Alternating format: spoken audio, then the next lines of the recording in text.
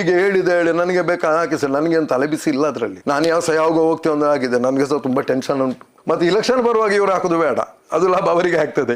ಪಾಪ ಯಾರೋ ಮುಸಲ್ಮಾನನಿಗೆ ಒಳಗೆ ಹಾಕಿಸ್ತಾರೆ ಬೇಕಾದ್ರೆ. ಎಂತೆಂಥ ಪರಿಸ್ಥಿತಿ, ಒಂದು ಟೈಮಲ್ಲಿ ಊಟಕ್ಕಿಲ್ಲದ ಪರಿಸ್ಥಿತಿ. ದೇವರ ದೇಹದಲ್ಲಿ ಮೂಟೆ ಉಂಟು, ನನ್ನ ಕಷ್ಟದ ಮೂಟೆ ನನ್ನ ಹತ್ರ ಉಂಟು, ಒಂದೊಂದು ಇಳಿಸ್ತಾ ಇದ್ದೇನೆ ಅಷ್ಟೇ.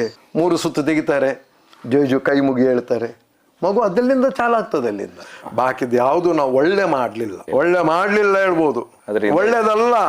ನಾವು ಈಗ ಎಂತ ನಂಬುತ್ತೇವೆ ಅದಕ್ಕೆ ಯಾವುದು ನಾವು ಮಾಡಿದ್ದು ಒಳ್ಳೇದಲ್ಲ. ನಿನಗೆ ನೋವು ಆಗ್ತದ, ಅದು ಕೆಲಸ ನೀವು ಇನ್ನೊಬ್ಬನಿಗೆ ಮಾಡಬೇಡ. ನಾವು ತಪ್ಪು ಮಾಡಿದೆವು ಸರ್, ಈಗ ತಪ್ಪಿದ ಅನುಭವಿಸ್ತಾ ಇದ್ದೇವೆ.